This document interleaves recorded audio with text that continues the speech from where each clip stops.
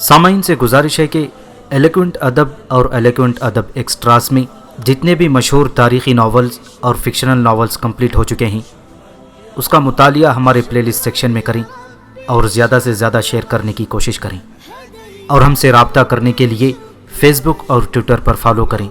جزاک اللہ۔ صدیوں کا بیٹا، صدیوں پر محیط ایک ناقابل فراموش داستان، مصنف ایم راحت۔ ارغماس کے زخم کافی حد تک ٹھیک ہو چکے تھے اور میں بھی اس کی معیشت میں خوش تھا، لیکن پھر بھی وہ ان زخموں پر پٹیاں کسے ہوئے تھا اور خاصا چاقو چوبند نظر آتا تھا۔ گھوڑے کی لگاموں کو ہاتھوں میں پکڑ کر وہ خاصا تیز گھوڑا بھگا سکتا تھا۔ میں نے اس شخص میں بے پناہ صلاحیتیں پائی تھیں، اس وجہ سے وہ مجھے بہت پسند آیا تھا، لیکن اس کے باوجود اس بات کو بھی نظر انداز نہیں کیا جا سکتا تھا کہ وہ اس شخص کا ہر کارہ ہے جس کے خلاف میں ایک عظیم الشان بغاوت کرنے کے منصوبے بنا رہا ہوں۔ البتہ وہ کسی مہم پر نکلا تھا اور اس کے بازوؤں کی یہ کیفیت کیوں کر ہوئی تھی، یہ ساری باتیں بھی صیغہ راز تھیں۔ دوران سفر جب ہم نے ایک جگہ قیام کیا تو میں نے اس سے یہ سوال کر ہی ڈالا، تمہارے بازوؤں میں یہ زخم کیسے ہیں ارغماس؟ یوں لگتا ہے جیسے کسی جانور نے انہیں چبا ڈالا ہو۔ ہاں، بڑی خوفناک داستان ہے رائنو۔ تو کیا تم یہ داستان اپنے دوست کو سنانا پسند نہیں کرو گے؟ ہاں ضرور، کیوں نہیں۔ یوں سمجھو کہ نہ جانے زندگی نے مجھے یہ موقع کیوں عطا کیا۔ تم نے ڈیگرو تو دیکھے ہوں گے؟ نہیں۔ اوہ خیر، ان کے بارے میں تمہیں بعد میں بتاؤں گا۔ ڈیگرو انسانی بدن کو چیر پھاڑ کر رکھ دیتے ہیں۔ اگر ان میں سے ایک آدھ جانور کہیں نظر آ جائے تو وہ انسان کو دیکھ کر نگاہیں بچا جاتا ہے، لیکن اگر ان کا کوئی غول تنہا انسان پر آ پڑے تو یوں سمجھو کہ اس کے بعد زندگی کی گنجائش نہیں ہوتی۔ وہ تو میرے گھوڑے نے میری جان بچا دی تھی۔ اوہ، یہ ڈیگرو کون سا جانور ہوتا ہے؟ میں نے پوچھا۔ تم ڈیگرو سے واقف نہیں ہو؟ عجیب بات ہے، لیکن ہو سکتا ہے تمہیں کبھی واسطہ نہ پڑا ہو۔ ہاں یہی بات ہے دوست، میں نے کبھی ڈیگرو کو نہیں دیکھا۔ خیر، بڑا موذی جانور ہے۔ ہوا یہ تھا کہ میں ایک بار ڈیگروؤں کے غول میں جا پھنسا، تنہا تھا اس لیے وہ مجھ پر دوڑ پڑی۔ انہوں نے میرے گھوڑے کی ٹانگ زخمی کر دی اور گھوڑا بتکا تو میں گھوڑے سے نیچے گر پڑا، اور اتفاق کی بات تھی کہ گھوڑے نے سامنے کی طرف دوڑ لگا دی تھی۔ اور اچھا ہی ہوا تھا، اگر نہ دوڑتا تو تمام ڈیگرو مجھ پر پل پڑتے، لیکن وہ سب یہ سمجھے کہ میں گھوڑے پر سوار ہوں، اس لیے وہ گھوڑے کے پیچھے بھاگے۔ دو ڈیگرو پیچھے رہ گئے تھے، انہوں نے مجھ پر حملہ کر دیا اور میرے بازوؤں کو چبا ڈالا۔ بہر صورت کافی دیر کے بعد میں انہیں ہلاک کرنے میں کامیاب ہو گیا، لیکن جو زخم انہوں نے مجھے لگائے تھے وہ رنگ لائے۔ میں نے بمشکل تمام گھوڑے کو پایا، لیکن جو زخم انہوں نے مجھے لگا دیے تھے وہ رنگ لائے۔ میں نے بمشکل تمام گھوڑے کو پایا، لیکن پھر زیادہ برداشت نہ کر سکا اور بے ہوش ہو گیا۔ اوہ، لیکن تم ان جنگلات میں کیوں بھٹک رہے تھے؟ میں نے پوچھا۔ ایپینوس نے ایک خدمت میرے سپرد کی ہے۔ چند خطرناک لوگوں نے تحت الثری کی اس سرزمین پر وہ کچھ شروع کر دیا ہے جو یہاں کی تاریخ میں کہیں نہیں ملتا۔ یعنی؟ میں نے تعجب کا اظہار کیا۔ لوٹ مار، قتل و غارت گری۔ انہوں نے وحشت اور درندگی کی وہ اعلیٰ مثال پیش کی ہے کہ ایپینوس جیسا وحشی صفت بھی گھبرا گیا ہے۔ کون لوگ ہیں وہ؟ ایپینوس کے دشمن۔ یوں تو ایپینوس کے بے شمار دشمن ہیں، لیکن یہ وہ لوگ ہیں جو اس کے قیدی تھے اور اس کے لیے دل میں بے پناہ نفرت رکھتے تھے۔ قیدی تھے؟ تو کیا وہ فرار ہو گئے؟ میں نے پوچھا۔ ہاں، وہ محافظوں کو ہلاک کر کے نکل بھاگے۔ اوہ، کتنی تعداد ہے ان کی؟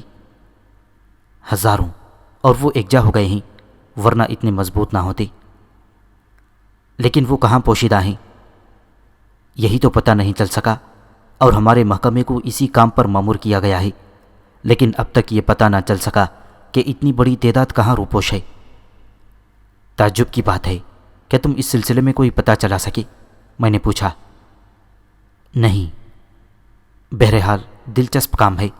میرے شوق کے مطابق تم ٹھیک ہو کر جب دوبارہ اپنی مہم پر نکلو گے تو مجھے ضرور ساتھ میں رکھنا، تمہاری مدد کروں گا۔ شوق سے؟ ویسے کیا تمہیں فنون سپاہ گیری سے دلچسپی ہے؟ بہت زیادہ، میں نے کہا۔ اگر تم چاہو تو میں تمہیں ایپینوس کی سپاہ میں کوئی مقام دلوا سکتا ہوں۔ کیا ایپینوس تک تمہاری اس حد تک پہنچ ہے؟ ہاں کیوں نہیں، میں کسی ضرورت سے اس تک جا سکتا ہوں۔ بہت خوب، اس کا مطلب ہے کہ تم اعلیٰ منصب پر فائز ہو۔ میں ملازمت کا شوقین نہیں ہوں، کافی مضبوط آدمی ہوں، اور جب چاہتا ہوں محنت کر کے اپنے لیے اشیائی زندگی مہیا کر سکتا ہوں، لیکن مجھے حیرت انگیز شہنشاہ کو دیکھنے کا بہت شوق ہے۔ اوہ ہاں، دور دراز کے لوگوں نے اس حکمران بن مانوس کو کبھی نہیں دیکھا، ارغماز نے مسکراتے ہوئے جواب دیا۔ ارغماز، تم اس کا نام ادب سے نہیں لے سکتے۔ اس وقت یہاں کون ہے؟ لیکن میں نے سنا ہے اس کا جادو ہر جگہ موجود ہوتا ہے، اور اس کی قوتیں اس کے خلاف ہونے والی برائیوں کی نگرانی کرتی ہیں۔ تم صرف سنی سنائی باتوں کو دہرا رہے ہو، حالانکہ حقیقت اتنی نہیں ہے۔ کیا مطلب؟ میں نے پوچھا۔ ایپینوس کی حکومت اس وقت تک چل رہی ہے جب تک پرسیفون کا باپ ایپیٹس زندہ ہے۔ ایپیٹس ختم ہو جائے تو پھر تماشا دیکھنے کے قابل ہے۔ کیوں؟ میں نے تحیر کا اظہار کیا۔ ایپینوس کی حرکات کے پیچھے ایپیٹس کی زبان ہوتی ہے۔ یہ شخص حکومت چھوڑنے کے بعد بھی اسے نہیں چھوڑ سکا، اور اب اس جانور کی آڑ میں خود حکومت کر رہا ہے۔ اوہ ارغماز، تم یہ باتیں اتنی سکون سے کہہ رہے ہو۔ کیوں؟ اس میں کیا حرج ہے؟ اگر ان لوگوں کو پتہ چل جائے تو؟ میں نے پوچھا۔ تم میرے دوست ہو، کیا میرے ان خیالات کا تذکرہ تم کسی سے کرو گی؟ رہ گئی ایپینوس کی جادو کی بات، تو اگر اس کا جادو سچا ہوتا تو وہ اپنے دشمنوں کا کھوج نہیں لگا سکتا تھا۔ یہ بات تو درست ہے۔ میں نے ایک گہری سانس لی اور ہم خاموش ہو گئے۔ اب اسے بھی اتفاقی کہا جائے تو مناسب ہوگا پروفیسر، کہ میرے ہاتھ ایک ایسا شخص لگ گیا تھا جو میری بیشتر مشکلات کا حل تھا۔ ایپینوس کے بارے میں یہ سن کر مجھے سخت تعجب ہوا تھا، لیکن مجھے اس بات کو چھپانا پڑا۔ میرے گھر کے لوگ تمہاری بہت عزت کریں گے، خاص طور سے میری ماں کو جب معلوم ہوگا کہ تم نے کس طرح میری مدد کی ہے تو وہ تمہیں مجھ سے کم نہ چاہے گی۔ ارغماز نے کہا۔ تمہارے دوسرے رفقا بھی ہوں گے؟ میں نے پوچھا۔ ہاں، گھر میں ماں ہے، ایک بہن اور باپ، باقی دوسرے عزیز بہت سے ہیں۔ شاید ہم ٹرگش پہنچ رہے ہیں، اس نے کہا، اور میں بھی دور سے ایک خوبصورت شہر کے آثار دیکھنے لگا۔ ایپینوس کا شہر ٹرگش۔ ٹرگش ایک عظیم الشان شہر جو بے پناہ خوبصورت تھا۔ اس وقت کا پایہ تخت یہ شہر نہیں تھا جب میں ہیکی کی حیثیت سے ایپیٹس کے مقابلے پر آیا تھا۔ یہ پایہ تخت پہلے پایہ تخت سے کہیں زیادہ خوبصورت تھا۔ بہرحال میرا دوست ارغماز مجھے لے کر اپنے گھر آ گیا۔ طویل ترین مکان جو کافی خوبصورت بنا ہوا تھا، لیکن افراد خانہ بہت مختصر تھے۔ ایک بوڑھی لیکن خوبصورت عورت اور ایک مرد نے ہمارا استقبال کیا تھا، لیکن ارغماز کو زخمی دیکھ کر وہ دونوں فکر مند ہو گئے تھے۔ وہ تیزی سے اس کے نزدیک پہنچ گئے اور متفکرانہ لہجے میں بولے، آہ ارغماز، میرے بیٹے، میرے بچے، تیرے بازوؤں پر یہ پٹیاں کیسے بندھی ہوئی ہیں؟ بوڑھی عورت نے کہا، کوئی خاص بات نہیں، بس زخمی ہو گیا تھا مادر مہربان، اور میرے دوست رائنو نے ایسے وقت میں میری مدد کی تھی اور خدمت کی تھی کہ میں اگر آپ کو مجسم نظر آ رہا ہوں تو یہ بات رائنو کی مرہون منت ہے۔ ہوا کیا تھا؟ کیا ہوا تھا؟ بوڑھی عورت خاصی متفکر اور ملول نظر آ رہی تھی۔ بس جنگل کے وحشی جانوروں نے حملہ کیا تھا اور میں اس کا شکار ہو گیا تھا، ارغماز نے جواب دیا۔ اب کیسے ہو؟ بوڑھے مرد نے اسے سہارا دیتے ہوئے پوچھا۔ رائنو کی تیمارداری نے مجھے وقت سے کہیں پہلے صحت یاب کر دیا ہے۔ میرا خیال ہے پہلے آپ اس سے ملیں اور اس کے لیے کسی مناسب قیام گاہ کا بندوبست کریں۔ میرا دوست کچھ عرصہ میرے ساتھ قیام کرے گا۔ یقیناً، بوڑھے مرد نے کہا، اور پھر آگے بڑھ کر میرے نزدیک پہنچ گیا۔ میں تم سے احسان مندی کے مخصوص الفاظ نہیں کہوں گا، یوں سمجھو تم نے اپنے بھائی کی مدد کی ہے، اور جب میرا بیٹا ارغماز تمہارا بھائی ہے تو پھر تم بھی میرے بیٹے ہو۔ چنانچہ والدین اور اولاد کے درمیان تکلف کے رشتے نہیں ہوتے۔ چلو، یہ پورا گھر تمہارا ہے، جو سکون کی جگہ نظر آئی اسے اپنا لو۔ بوڑھے کے لہجے میں بے پناہ اپنائیت اور خلوص تھا۔ میں اس سے متاثر ہوئے بغیر نہ رہ سکا اور میں نے گردن ہلا دی۔ تب ہم اندر داخل ہو گئے اور اسی وقت ارغماز نے آہستہ سے پوچھا، شانیہ کہاں ہے؟ وہ اندر ہے، بوڑھے نے جواب دیا۔ کیا حال ہے اس کا؟ حسب معمول، میں تو اس لڑکی سے خوفزدہ رہنے لگا ہوں۔ کیوں؟ بس حسب معمول وہی احمقانہ باتیں، ہمیشہ شہنشاہ کی مخالفت کرتی رہتی ہے۔ مجھے تو خطرہ ہے کہ کسی دن وہ کسی جنجال میں نہ پھنس جائے یا ہم سب کو کسی مصیبت میں نہ پھنسا دے۔ ہاں، یہ مناسب نہیں ہے بابا۔ اسے علم ہے کہ اس کا بھائی سرکاری ملازمت میں ہے اور شاہ کا معتمد خاص ہے۔ مجھے آزمائش میں نہ ڈالا جائے تو بہتر ہے۔ میں نے محبت کرنے والے بھائی کی بات سنی، لیکن یہ تو فرض سے غداری ہے کہ اپنے شاہ کا خادم اور معتمد خاص کسی سے اس کے بارے میں بری باتیں سنے اور اسے نظر انداز کر دے کہ وہ اس کی بہن ہے۔ عقب سے ایک آواز ابھری اور میری نگاہیں اس طرف گھوم گئیں۔ تب میں نے گھوم کر دیکھا، ایک شعلہ سراپا میرے سامنے کھڑی تھی، حسین قد و قامت، پرتمکینت چہرہ جس پر ارغماس کے نقوش ملتے تھے، لیکن لڑکی ہونے کے ناطے وہ بے حد خوبصورت لگ رہی تھی۔ اس کے چہرے کے تاثرات زیادہ خوشگوار نہیں تھے۔ اوہ شانیہ، کیسی ہو؟ دیکھو میں زخمی ہو گیا ہوں۔ ارغماس جلدی سے بولا۔ دیوتاؤں کا خدا تمہیں صحت دے، لیکن کیسی انوکھی بات ہے کہ تم ابھی میری مخالفت میں بول رہے تھے اور ابھی تم نے اپنا ارادہ بدل دیا ہے۔ لڑکی کے لہجے میں طنز تھا۔ ہمارے مہمان رائنوں سے ملو۔ ارغماس نے پھر بات برابر کرنے کی کوشش کی اور لڑکی نے میری طرف دیکھ کر گردن جھکا دی۔ آؤ شانیہ، مہمان کی خدمت کریں، انہوں نے میری جان بچائی تھی۔ میں اس کی شکر گزار ہوں کہ اس نے میرے بھائی کی مدد کی، لیکن تم موضوع سے کیوں ہٹ گئے ہو؟ شانیہ، کیا مہمان کے سامنے ایسی گفتگو مناسب ہوتی ہے؟ ارغماس کے لہجے میں بالآخر تلخی آ گئی۔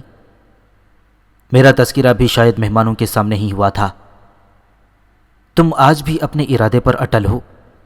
ارغماس کے صبر کا پیمانہ لبریز ہو گیا۔ فیصلے آن کی آن میں نہیں کیے جاتے، اور جو لوگ جذباتی فیصلے کرتے ہیں وہ مخلص نہیں ہوتے۔ تو پھر جاؤ، پہاڑوں میں بھٹکتی پھرو، ان سرپھروں کو تلاش کرو جو اپینوس کے باغی ہیں اور ان میں شامل ہو جاؤ۔ ہرگز نہیں، میں پہاڑوں میں چھپ کر نہیں، موقع ملنے پر سامنے سے وار کروں گی۔ ہاں، اگر ان باغیوں نے کبھی میری مدد کی تو میں اپنی زندگی ان کے لیے وقف کر دوں گی۔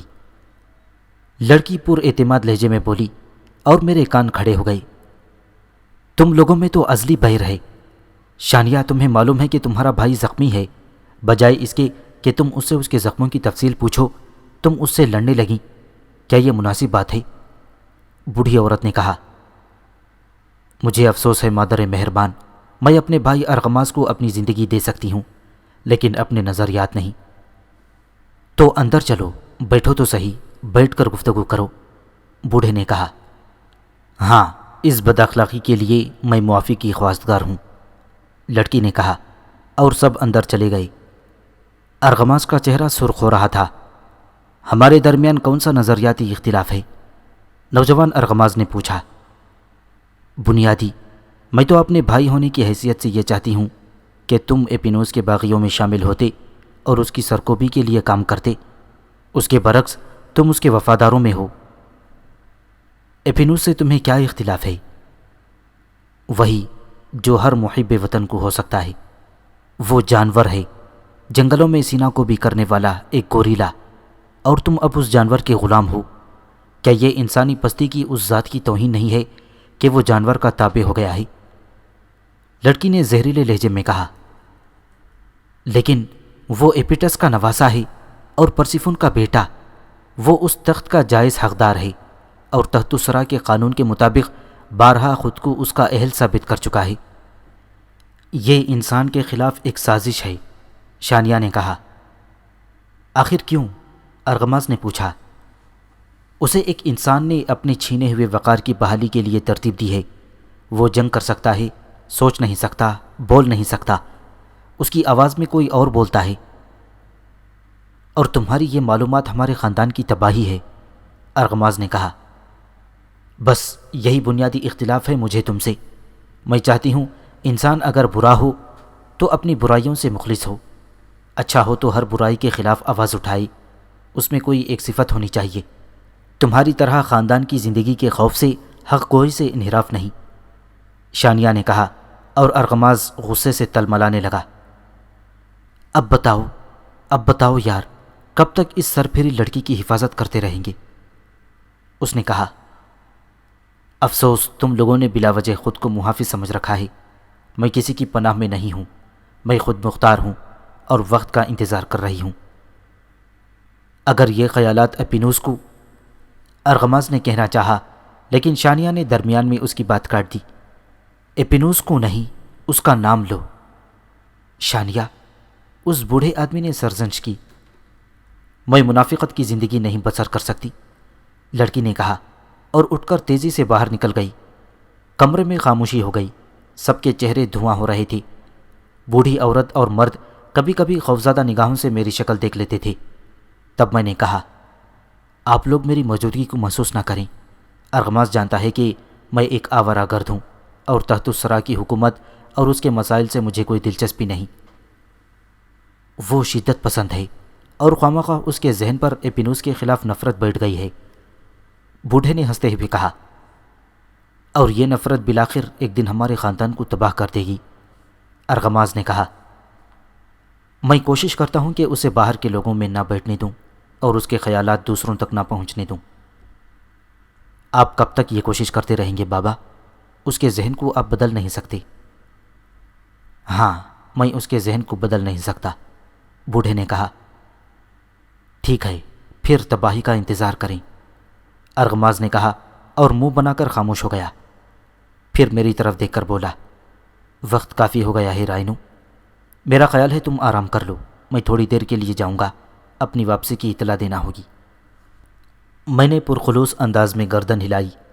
گھر کے لوگوں نے بھی مجھے آرام کی اجازت دے دی اور شب بسرے کے لیے ایک خوبصورت طور پر سجا ہوا کمرہ مخصوص کر دیا.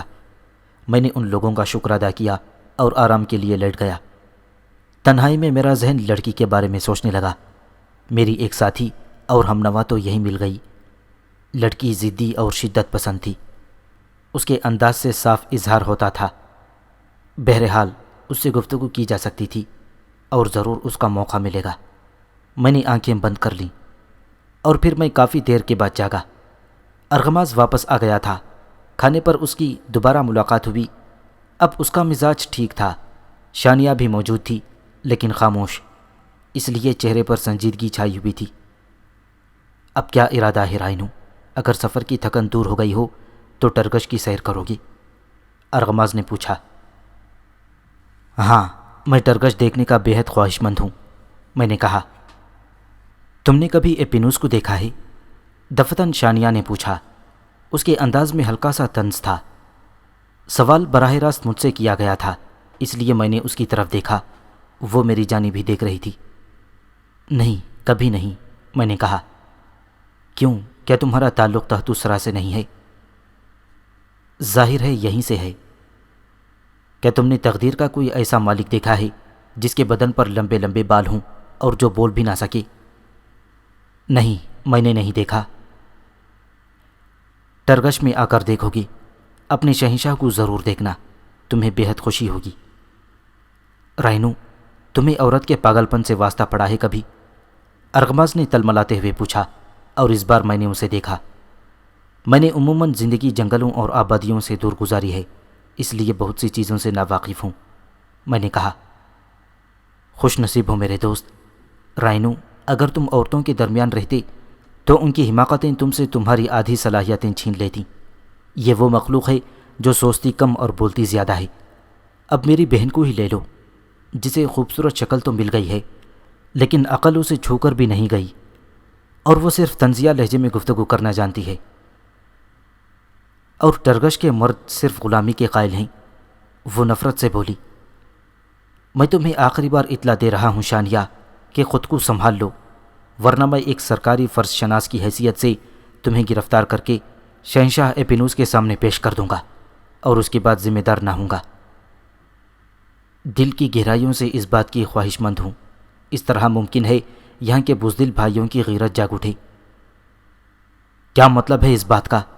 ارغماز نے پوچھا. شہنشاہ اپینوس کا معتمد خاص اس بات سے ناواقف نہ ہوگا کہ شاہ کو عورتوں سے بڑی رغبت ہے اور میری صورت خاصی دلکش ہے۔ شاہ مجھے سزا تو نہ دے گا، لیکن میرے سفید بدن کی سرخ لکیریں تیرے لیے کافی دلکش ہوں گی۔ بات حد سے بڑھ گئی ہے شانیہ، تو اتنی بے باک ہو گئی ہے، میں سوچ بھی نہیں سکتا تھا۔ میرا خیال ہے اب تجھے ہمیشہ کے لیے اس سلسلے میں اپنی زبان بند کر لینی چاہیے۔ آئندہ میں اس بارے میں کچھ نہ سنوں گا۔ بوڑھے نے دخل دیا۔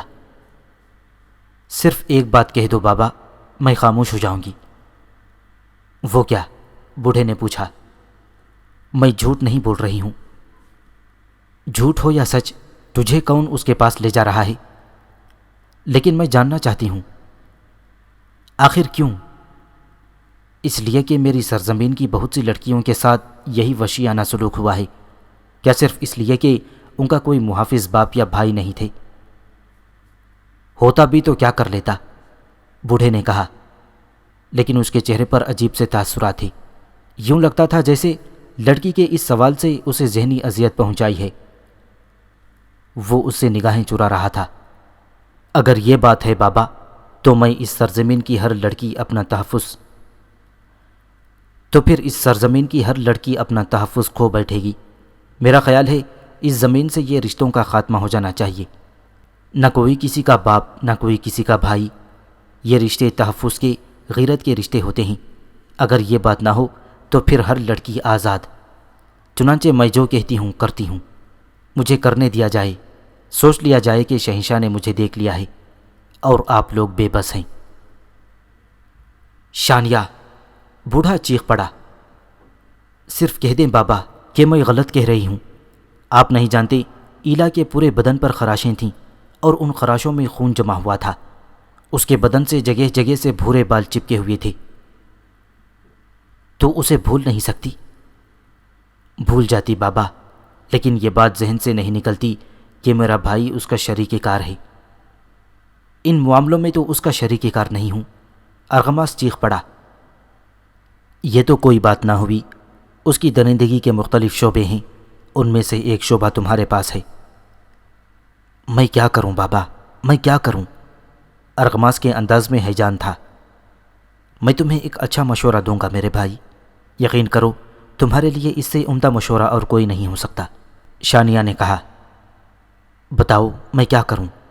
ارغماس نے سرخ آنکھوں سے اسے دیکھا اور شانیہ اپنی جگہ سے اٹھ کر اس کے سامنے جا بیٹھی۔ اس نے اپنی گردن اونچی کر دی اور آنکھیں بند کر کے بولی، تمہارے پیش قبض کی دھار بہت تیز ہے، اسے نکال کر میری گردن پر پھیر دو۔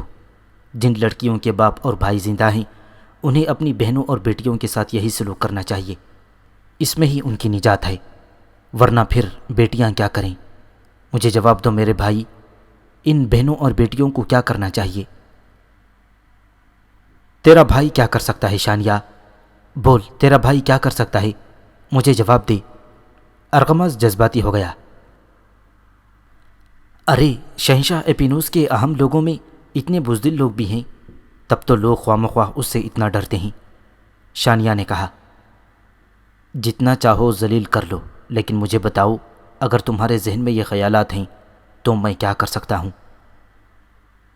کیوں کر رہے ہو یہ سوال؟ میں تم سے تعاون کرنا چاہتا ہوں۔ میں زخمی ہو گیا ہوں۔ میں کہہ دوں گا کہ اب میں اپنا فرض ادا کرنے سے قاصر ہوں۔ اوہ، تو کیا تم شانیہ کی آنکھوں میں خوشی کی لہر چمک گئی۔ وہ خوشی سے مسکرا پڑی۔ ہاں، تو نے مجھے ذلیل کیا ہے۔ ارغماس نے اسے سینے سے لگا لیا۔ ان ساری بیٹیوں کو تحفظ مل جائے گا۔ اب شاید اس سرزمین کی تقدیر بدل جائے گی۔ شانیہ خوشی سے کہہ رہی تھی، تو جو کہے میں وہی کروں گا، لیکن صرف تیرا بھائی تنہا اس کھیل کو ختم نہیں کر سکتا۔ میں کمزور ہوں۔ میرے بے شمار بھائی اس کے خلاف ہو گئے ہیں۔ ان کا سہارا حاصل کرو۔ آج تک تم ان کی سرکوبی کے لیے انہیں تلاش کرتے رہے ہو، اب ان کے ساتھ شامل ہونے کے لیے انہیں تلاش کرو، شانیہ نے کہا، اور ارغماس سر جھکا کر غور کرنے لگا۔ پھر دفتن اس نے میری جانب دیکھا اور بولا، جیسا کہ تم نے کہا رائنو، تم صحرا نوردی کرتے پھر رہے ہو، کیا تم اس سلسلے میں میری کوئی مدد کر سکتے ہو؟ مثلاً کیسی مدد؟ میں نے پوچھا۔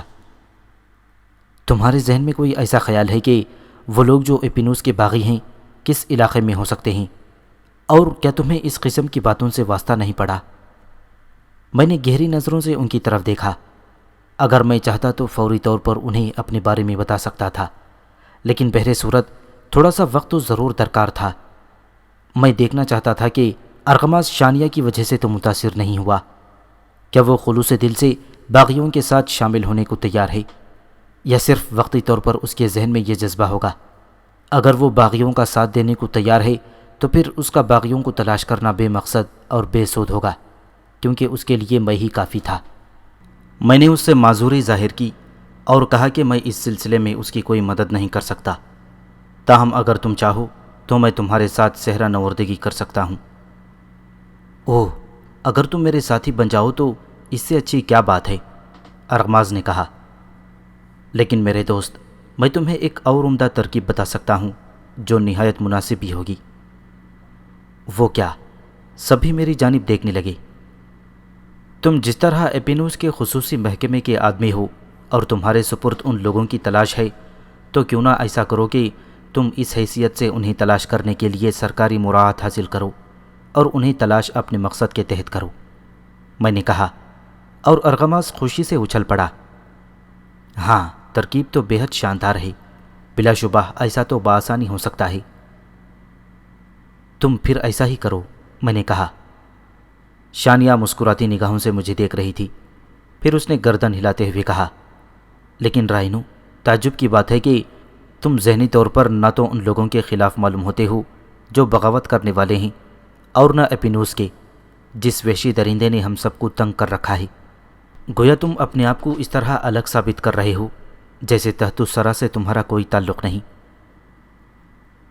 دراصل نفرتیں وہاں جنم لیتی ہیں جہاں مسائل ہوتے ہیں اور حادثات پیش آتے رہتے ہیں، جبکہ میں ان چیزوں سے بہت دور ہوں، اور اس کی وجہ میرا اپنا شوق ہے، میں نے کہا۔ صحرا نورودی کرتے کرتے میں اتنا بے حس ہو چکا ہوں کہ اب مجھے اپنی آبادیوں سے کوئی دلچسپی نہیں رہی۔ بعض جانور میرے ہمنوا ہوتے ہیں اور جنگل میرے ہمراز۔ ان تمام باتوں کو ذہن میں رکھتے ہوئے میں کسی حد تک آبادیوں کے مسائل کو بھول چکا ہوں، اس لیے ان سارے معاملات سے بے بہرا ہوں۔ لیکن یہ تو اچھی بات ہے رائنو، تحت الثری بالآخر تمہارا وطن ہے اور تمہیں اپنے وطن سے دلچسپی ہونی چاہیے۔ ہاں، درست ہے، لیکن میں نہیں جانتا کہ ایپینوس کی ذات سے میرے وطن کے لوگوں کو کیا تکلیف ہے، لیکن ارغماس کے کہنے سے میں اس کا ساتھ دینے کے لیے تیار ہوں۔ گویا تم میرے بھائی ارغماس کا ساتھ دینے کے لیے خوشی سے تیار ہو؟ شانیہ نے سوال کیا۔ ہاں، میں اس کا ساتھ دینے کے لیے خوشی سے تیار ہوں، میں نے کہا، اور شانیہ بہت خوش نظر آنے لگی۔ پھر اس نے کہا، اگر تم لوگ اس سرزمین کو ایک وحشی جانور سے نجات دلا دو تو میں سمجھتی ہوں کہ یہ تمہارا عظیم کارنامہ ہوگا اور بے شمار انسانوں پر احسان عظیم۔ تمہیں نہیں معلوم کہ وہ وحشی درندہ انسانوں کے ساتھ کیا سلوک کرتا ہے، اور دکھ کی بات تو یہ ہے کہ انسان اسے صرف اس لیے قبول کیے ہوئے ہیں کہ اس نے ایک ایسی عورت کے پیٹ سے جنم لیا جو شہنشاہ کی بیٹی تھی۔ ارغماز نے کوئی جواب نہیں دیا اور وہ تھوڑی دیر کے بعد وہاں سے اڑ گیا۔ اس کے چہرے پر تفکرات کی لکیریں تھیں۔ میں اس کے ساتھ ہی تھا۔ وہ میرا بازو پکڑے پکڑے اپنی خوابگاہ میں لے آیا۔ بیٹھو رائنو، اس نے گمبھیر لہجے میں کہا، اور میں اس کے نزدیک بیٹھ گیا۔ ارغماس خاصا پریشان نظر آ رہا تھا اور میں اس کی صورت دیکھ رہا تھا۔ تب اس نے گردن اٹھائی اور کہنے لگا، کیسی عجیب بات ہے رائنو، کل تک میں ایپینوس کا وفادار تھا اور میں نے یہ زخم بھی اس لیے کھائے ہیں، لیکن آج میرے ذہن میں ایپینوس کے خلاف بغاوت جنم لے رہی ہے۔ رشتے کتنے مضبوط ہوتے ہیں اور انسان کس قدر کمزور۔ اس نے عجیب سے لہجے میں کہا، میں سمجھتا ہوں ارغماز، انسان کو نہ رشتوں سے متاثر ہونا چاہیے اور نہ اپنی کمزوری اور طاقت سے۔ بات اگر حق گوئی کی ہو تو وہ صرف فیصلہ کرے کہ وہ کون سے راستے کو بہتر سمجھتا ہے۔ یہ تو ٹھیک ہے، لیکن کیا تم مجھے ابن الوقت کہو گے؟ کیوں؟ میں نے پوچھا۔ اس سے قبل بھی تم سے ایپینوس کے بارے میں گفتگو ہو چکی ہے۔ ہاں۔ تم نے میرے انداز میں کوئی خاص بات محسوس کی رائنو؟ مثلاً؟ میں نے پوچھا۔ کیا میں نے اس سے بہت زیادہ وفاداری اور التفات کا اظہار کیا تھا؟ نہیں، اس کے برعکس یہ بات تم نے پہلے بھی کہی تھی کہ ایپینوس صرف بدن ہے، ایک جانور کا بدن، اس کی زبان ایپیٹس ہے۔ اتفاق سے تمہارے ساتھ ہی گفتگو ختم ہو چکی ہے، ارغماز نے خوش ہو کر کہا۔ ہاں، لیکن اس سے مقصد؟ میں تم سے یہ کہنا چاہتا ہوں کہ دلی طور پر میں بھی ایپینوس سے نفرت کرتا ہوں، مجھے اس کے طرز حکومت سے اختلاف ہے، لیکن یہ میرے باپ کی کوششیں تھیں کہ میں اس عہدے پر پہنچ گیا، میرا کیا قصور تھا؟ ٹھیک ہے، لیکن آج شانیہ کی باتوں نے میرے احساس کو جگا دیا۔ سچ ہی کہا ہے اس نے، ایک جانور نسل انسانی کو کس بے دردی سے خراب کر رہا ہے، کیا یہ مناسب ہے؟ قطعی نہیں، میں نے کہا، اس لیے میں آج سے بالکل بدل گیا ہوں، میرے نظریات اس طرح بدل گئے ہیں کہ کوئی سوچ بھی نہیں سکتا۔ لیکن مجھے تمہاری اس بات سے اختلاف ہے، میں نے کہا، اور ارغماس چونک کر مجھے دیکھنے لگا۔ اس کے چہرے پر عجیب سے تاثرات پیدا ہو گئی تھی۔ کیا مطلب؟ اس نے پوچھا۔ تم غور کرو ارغماس، کیا تم اتنی جلدی اپنے ذہن کو بدل سکتے ہو، یا یہ صرف تمہارا کوئی جذباتی فیصلہ ہے؟ میں اتنا جذباتی نہیں ہوں۔ تم نے کہا تھا کہ تمہارے باپ کی کوششوں نے تمہیں اس عہدے تک پہنچایا تھا۔ ہاں، گویا انہیں ایپینوس سے اختلاف نہیں ہے۔ یہ بات نہیں، بات کے واقعات سے وہ بھی بہت نمایاں ہیں، لیکن وہ اس کا اظہار نہیں کرتے۔ درحقیقت ایپینوس نے بڑے مظالم شروع کر دیے ہیں، ارغماز نے کہا۔ اچھا، تو وہ تمہارے ہمنوا ہوں گی؟ ہاں، پورے طور پر۔ اگر انہیں اختلاف ہوتا تو اس میں مداخلت کرتے، اور اگر اس کوشش میں تمہارا خاندان مصائب کا شکار ہو گیا تو؟ میں نے پوچھا۔ میرے افراد خانہ بہت مختصر ہیں، ان میں کسی ایک کی زندگی ختم ہو جائے تو دوسرے بے موت مر جائیں گے۔ چنانچہ اگر میری بہن اس طرح کام آ گئی تو میرے ماں باپ اور خود میں بھی زندہ نہ رہ سکیں گے۔ تمہارا فیصلہ اٹل ہے؟ میں نے پوچھا۔ ہاں۔ تب پھر تمہارے لیے میرا ایک مشورہ ہے، میں نے گمبھیر لہجے میں کہا، اور ارغماز مجھے دیکھنے لگا۔ میں محسوس کرتا ہوں میرے محسن کہ تم زیرک ہو، میں نے بھی بہرحال دنیا دیکھی ہے، میں تمہارے مشورے چاہتا ہوں، اس نے کہا۔ تم ابھی ٹرگش سے باہر نہ جاؤ، میں نے کہا، لیکن کیا میں تنہا اس کے خلاف کچھ کر سکتا ہوں؟ تم ایپینوس کی حکومت تبدیل کرنا چاہتے ہو، اسے اس کے عہدے سے معزول ہی کرنا چاہتے ہو، یا اور کوئی خیال بھی تمہارے ذہن میں ہے؟ نہیں، میں بس یہی چاہتا ہوں۔ تو یہ کام تم بہتر طور پر محل میں کر سکتے ہو۔ وہ کس طرح؟ میں تمہارے ساتھ رہوں گا، میں تمہیں مشورے دوں گا۔ وہ باغی جو پہاڑوں میں ہیں اور ایپینوس کے خلاف سرگرم عمل ہیں، اتنی پہنچ نہیں رکھتے جتنی تم رکھتے ہو، تم مؤثر طور پر ایپینوس پر وار کر سکتے ہو۔ میں نے کہا، لیکن کس طرح؟ اس طرح کہ ایپینوس کی کمزوریاں تمہاری نگاہ کے سامنے رہیں گی، تم بحل میں رہ کر ان باغیوں کی مدد کر سکتے ہو۔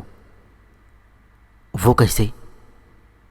اس طرح کہ انہیں ایپینوس کی کارروائیوں سے مطلع کرتے رہو، تم اپنے محکمے کے ذریعے جو کام انجام دو اس میں ایپینوس کو ان راستوں سے بھٹکاتے رہو جن راستوں پر چل کر وہ باغیوں کی سرکوبی کرنے کا خواہش مند ہے۔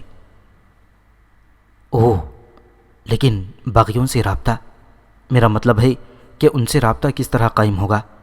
میں اس سلسلے میں انہیں مشورہ یا رائے کیسے دے سکتا ہوں؟ ارغماز نے سوال کیا۔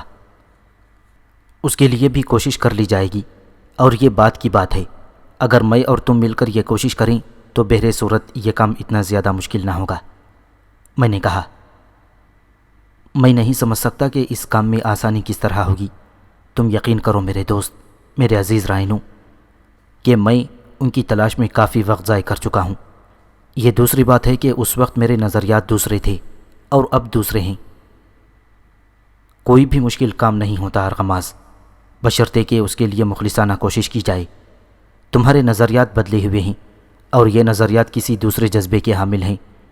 بہر صورت میں وعدہ کرتا ہوں کہ اس کے لیے تم سے بھرپور کوشش و تعاون کروں گا، لیکن اس کے لیے تمہیں ایک اور کام کرنا پڑے گا، میں نے کہا۔ وہ کیا؟ ارغماز نے پوچھا۔ تم مجھے بھی محل ہی میں جگہ دلا دو۔ کیا مطلب؟ ہاں، میں وہاں ایپینوس کا خادم خاص بننے کا خواہش مند ہوں، میں نے مسکراتے ہوئے کہا، اور ارغماز حیرت زدہ انداز میں مجھے دیکھنے لگا۔ پھر اس نے ایک گہری سانس لے کر کہا، درحقیقت تم میری سمجھ میں نہیں آتی۔ کیوں؟ بس میں محسوس کرتا ہوں کہ میں آج تک تمہیں سمجھنے میں ناکام رہا ہوں، ارغماز نے کہا۔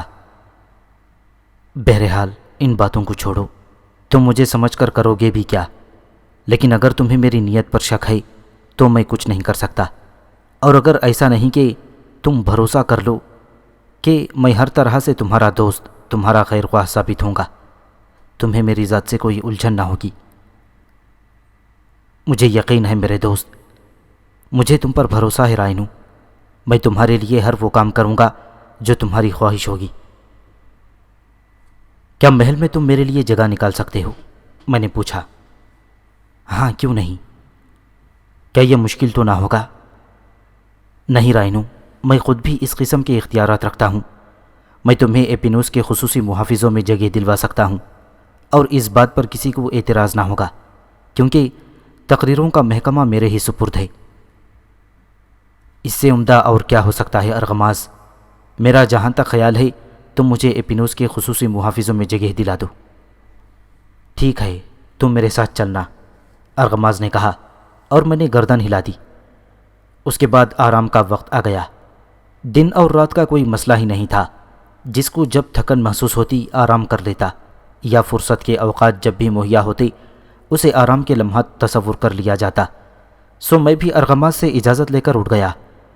ارغماز خود بھی کام کرنے کے لیے اٹھ گیا، اور میں اپنی آرام گاہ میں پہنچ گیا۔ میرے ذہن میں بڑی خوشگوار سی کیفیت تھی۔ میں جو کچھ چاہ رہا تھا وہ بے حد آسانی کے ساتھ ہو گیا تھا۔ کافی دیر تک سوتا رہا، اس کے بعد نیند کی آغوش میں پہنچ گیا۔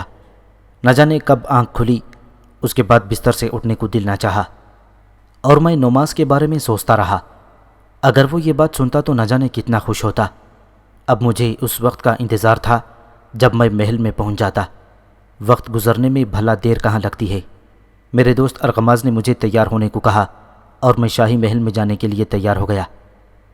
ٹرگش کا شاہی محل میرے لیے اجنبی تھا۔ یہ اس گوریلے کا بنایا ہوا تھا، جبکہ اس سے پہلے ایپیٹس حکمران تھا۔ تو میں اس شاہی محل میں رہ چکا تھا جو ایپیٹس کا ذاتی محل تھا، لیکن اب اس گوریلے نے دارالحکومت بدل دیا تھا، اور حیرانی کی بات یہ تھی کہ یہ بدلا ہوا دارالحکومت بدلے ہوئے وقت یا بڑے ہوئے وقت کے ساتھ بہت ہی خوبصورت تھا۔ میں نے ٹرگش کے اس شاہی محل کو بہت ہی اچھی طرح دیکھا، اور میں اس سے متاثر بھی ہوا تھا۔ شاہی محل تک ہم گھوڑوں پر سوار ہو کر گئے تھے، اور پھر ہم شاہی محل میں داخل ہو گئے۔ تب میں نے ارغماز کی حیثیت اور اس کے اختیارات دیکھی۔ واقعی بہت کچھ دیکھا۔ شاہی محل کا تقریباً سارا نظام ارغماز کے ہاتھ میں تھا۔ جگہ جگہ اس کے آدمی تعینات تھی، وہ سب کے سب اس کا احترام کر رہے تھے۔ پھر وہ مجھے لے کر ایک بڑے کمرے میں پہنچ گیا۔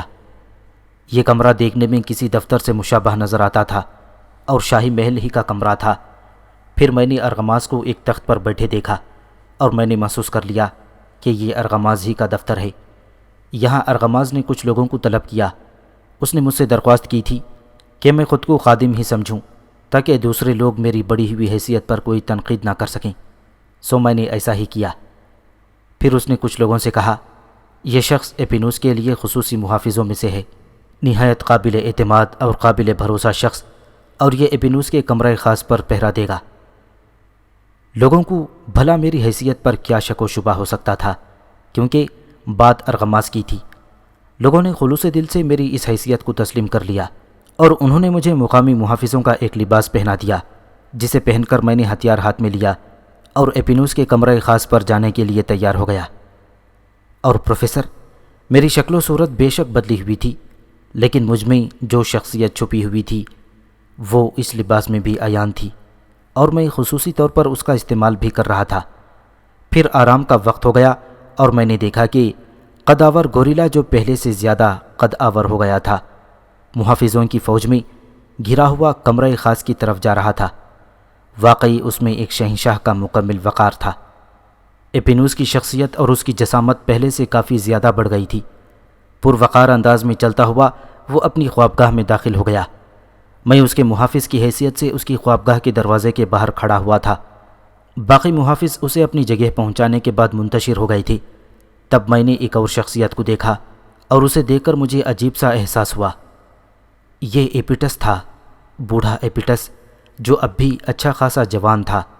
گزرے ہوئے وقت نے اس پر کوئی خاص اثر نہیں کیا تھا، حالانکہ اسے اپنی حکومت چھوڑے ہوئے بھی ایک طویل عرصہ گزر چکا تھا، لیکن بہر صورت تحت الثری میں تو عمروں کا تعین ایک بے حد عجیب چیز تھا۔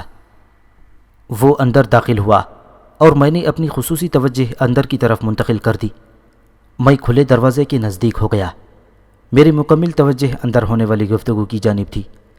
دروازہ بھی اندر سے بند نہیں کیا گیا تھا، بلکہ کھلا ہوا تھا اور اس پر بہت ہی قیمتی پردے لہرا رہے تھے۔ تب مجھے ایپیٹس کی آواز سنائی دی۔ شہنشاہ ایپینوس کسی گہری سوچ میں ڈوبا ہوا تھا شاید، اور جواب میں نے خوں خوں کی آوازیں سنی۔ ایپینوس کے منہ سے اور کوئی الفاظ نہیں نکلا تھا، لیکن ایپیٹس نے ہنستے ہوئے کہا، ٹھیک ہے، میں جانتا ہوں کہ شہنشاہ کے ذہن میں بہت سے تردد ہیں، لیکن کسی بھی تردد کی ضرورت نہیں ہے، کیونکہ کوششیں کی جا رہی ہیں اور برابر جاری بھی ہیں۔ ارغماس اپنی تلاش میں ناکام ہو کر واپس آ گیا ہے، اور اس مسئلے میں اس سے بات کروں گا کہ اس کا اگلا قدم کیا ہوگا۔ جواب میں پھر خوں خوں کی آواز سنائی دی اور مجھے تعجب ہونے لگا۔ اس کا مقصد یہ تھا کہ ایپیٹس اس جنگلی گوریلے کی زبان بہت اچھی طرح سمجھتا تھا۔ تب ایپیٹس نے پھر کہا، بے شک ذہنی تردد دور کرنے کے لیے عورت سے بہتر کوئی چیز نہیں، میں چلتا ہوں۔ خوں خوں گوریلے کی آواز پھر سنائی دی اور میں ایپیٹس کے اگلے الفاظ سننے کی کوشش کرنے لگا۔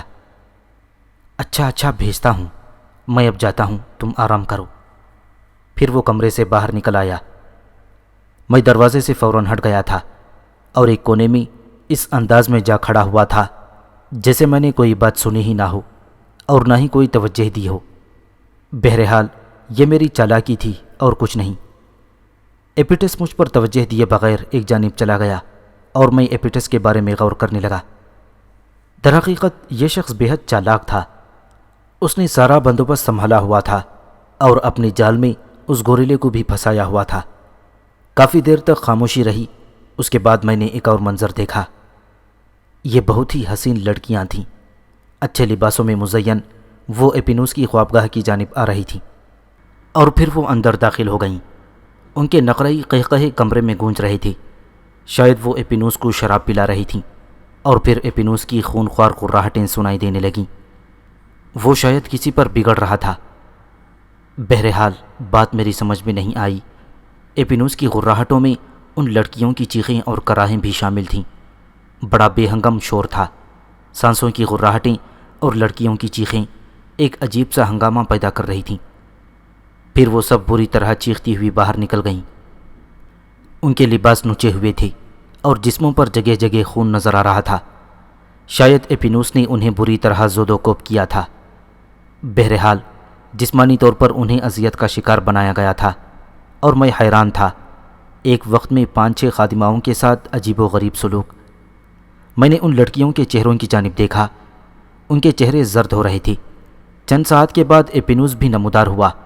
اس نے ادھر ادھر دیکھا اور پھر اس نے دونوں ہاتھ پھیلا کر کسی کو اپنے قریب آنے کا اشارہ کیا۔ اس سے بہتر موقع اور کیا ہو سکتا تھا؟ چنانچہ میں تیزی سے اس کے نزدیک پہنچ گیا۔ میرے ساتھ 3 محافظ اور آگے بڑھائے تھے۔ ایپینوس آگے کی جانب چل پڑا۔ میں اس کے بالکل پیچھے تھا اور میرے پیچھے 3 محافظ اور تھے۔ ایپینوس نے ایک مرتبہ رخ بدل کر میری جانب دیکھا اور پھر گردن ہلاتا ہوا آگے بڑھ گیا۔ اب وہ محل کی ایک خوبصورت راہداری سے گزرتا ہوا ایک طرف جا رہا تھا اور ہم 4 خادم اس کے ساتھ تھے۔ ایک بار پھر اس نے پلٹ کر ہم لوگوں کو دیکھا اور مجھے رکنے کا اشارہ کرتے ہوئے ان 3 خادموں کو جانے کا کہا۔ چنانچہ میں اس کے ساتھ ساتھ چلتا رہا۔ تھوڑی دیر کے بعد ایپینوس ایک کمرے کے قریب پہنچ کر رک گیا جہاں 2 پہرے دار کھڑے ہوئے تھے۔ ان پہرے داروں نے ایپینوس کو دیکھا اور بھالے گرا دیے اور دروازے کھول دیے۔ اس نے مجھے گردن سے آنے کا اشارہ کیا اور میں اس کے پیچھے پیچھے کمرے کے اندر داخل ہو گیا۔ یہاں بڑے اعلیٰ قسم کے آرائشی ظروف موجود تھے۔ چاروں طرف رنگین پردے لہرا رہے تھے۔ ایک بہت ہی خوبصورت مسہری بچھی ہوئی تھی اور اس خوبصورت مسحری پر جو کوئی موجود تھا اسے دیکھ کر میری آنکھیں شدت حیرت سے کھلی کی کھلی رہ گئیں۔ یہ پرسیفون تھی، ہیکی کی محبوبہ اور اس وحشی درندے ایپینوس کی ماں۔ لیکن پروفیسر، حسین و جمیل پرسیفون جو آج بھی اسی طرح جوان تھی، اور اس میں کوئی تعجب کی بات نہیں تھی، کیونکہ جس طرح ان لوگوں کی عمروں کا تناسب تھا ان کے قد و خال اسی مناسبت سے تبدیل ہوتے تھے، ان کے انداز میں اسی طرح تغیر پیدا ہوتا تھا، اور پرسیفون شاید تحت الثری کے لحاظ سے ابھی نوجوان تھی۔ یہ دوسری بات ہے کہ اس کا بیٹا جوان ہو گیا تھا۔ پرسیفون نے اسے دیکھا اور اس کے انداز میں ایک وحشت پیدا ہو گئی۔ میں اس وحشت کو نہ سمجھ سکا۔ اس کے چہرے پر زردی امڈ آئی تھی۔ اس نے اس انداز میں ادھر ادھر دیکھا جیسے وہ خود کو وحشت زدہ محسوس کر رہی ہو۔ پھر وہ اندر مسحری پر بیٹھ گئی اور نفرت سے بولی، تو پھر آ گیا ایپینوس، ظالم، کتے، درندے، اس نے وحشت زدہ لہجے میں کہا، اور ایپینوس اپنے سینے پر ہاتھ پھیرنے لگا۔ میں تجھ پر لعنت بھیجتی ہوں۔ مجھے اس وقت کا افسوس ہے جب تو گندے کیڑے نے میرے بدن سے جنم لیا تھا۔ جواب میں ایپینوس نے کچھ نہ کہا۔ اس نے انسانوں کی طرح ایک مسند گھسیٹی اور اس پر بیٹھ گیا۔ میں اس کے پیچھے کھڑا ہو گیا۔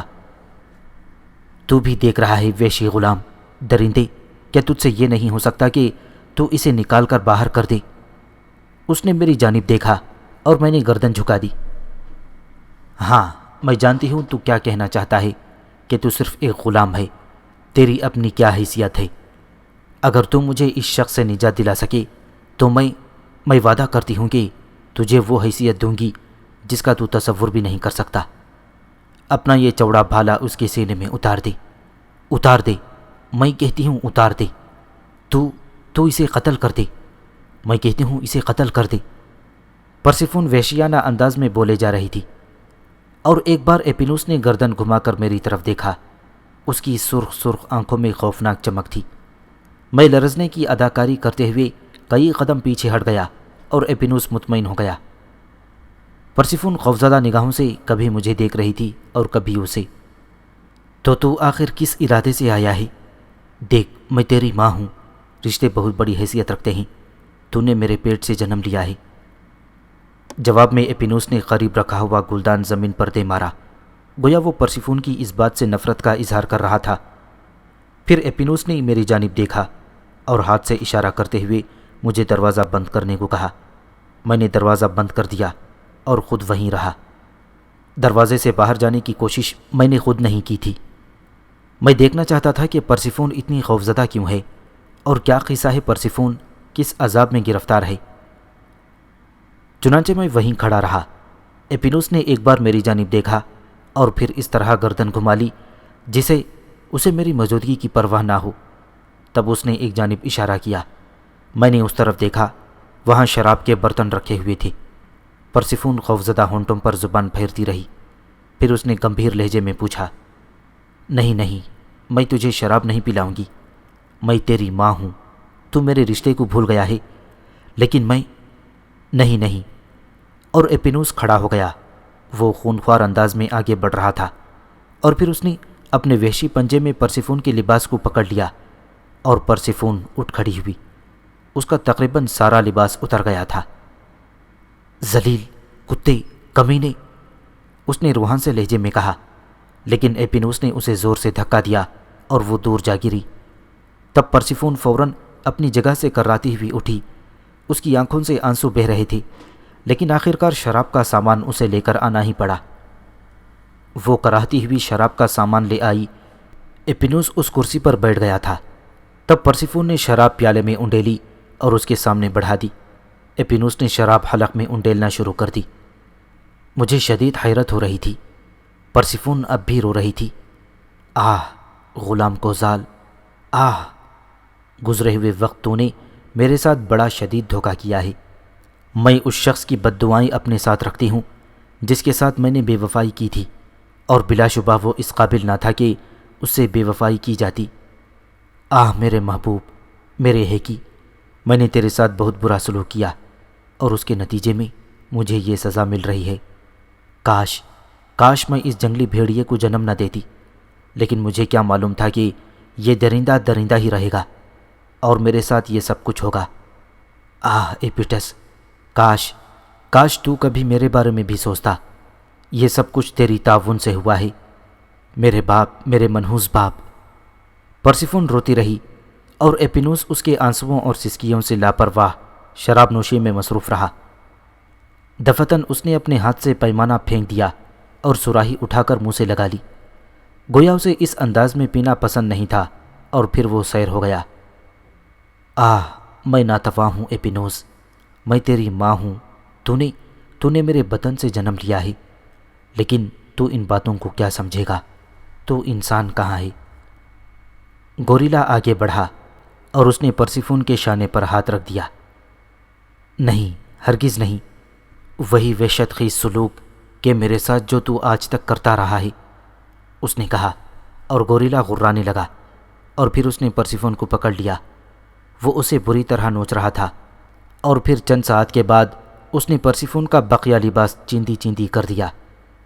میری نگاہوں میں بس ایک عجیب سا احساس جاگ اٹھا تھا، گو اب میں ہیکی نہیں تھا، لیکن پروفیسر، میں اس بات کو کس طرح نظر انداز کر سکتا تھا کہ صدیوں کی زندگی میں پہلی بار کسی شکست خوردگی کا احساس میرے ذہن میں ابھرا تھا، اور ان چند لوگوں سے انتقام کا خواہش مند تھا۔ گو اس سے قبل پرسیفون میری ذہن میں نہیں تھی، لیکن اب مجھے برا نہیں لگ رہا تھا۔ وہ بھی تو بے وفا تھی، اس نے بھی تو اپنے شوہر سے غداری کی تھی، اور یہ اس غداری کی قدرتی سزا تھی۔ اس سے بڑی سزا اور کیا ہو سکتی تھی؟ میں نے پرسیفون کے بدن پر بے شمار خراشوں کے نشان دیکھی، اور پھر ان خراشوں میں اضافہ ہو گیا، لیکن ان نئی خراشوں سے خون رس رہا تھا، اور پرسیفون کی کربناک چیخیں یقیناً باہر تک جا رہی تھیں، لیکن دروازے پر دستک نہیں ہوئی۔ کسی نے اس کی کربناک چیخوں پر توجہ نہیں دی، اور گوریلا غراتا رہا، اسے بھنبوڑتا رہا۔ پرسیفون سخت مصیبت زدہ تھی، اور پھر اس کی آواز ڈوبتی چلی گئی۔ میں نے سوچا کہ شاید وہ مر گئی ہے۔ گوریلے نے اس کے ساتھ جو وحشیانہ سلوک کیا تھا، اس کے تحت اس کی زندگی مشکل ہی تھی، لیکن اب میری مجال نہیں ہو سکتی تھی کہ میں اس کے قریب جا کر اسے دیکھتا۔ میں اپنی جگہ کھڑا رہا۔ گوریلا ایک بار پھر شراب کے برتنوں کے نزدیک آیا، اور اس نے شراب کا ایک جام اٹھا کر اس کی ساری شراب حلق میں انڈیل لی۔ شراب اس کے سینے پر بہہ رہی تھی، اور بڑا ہی خوفناک اور وحشت انگیز لگ رہا تھا وہ۔ پھر وہ بیرونی دروازے کی طرف بڑھا، اور میں نے جلدی سے دروازہ کھول دیا۔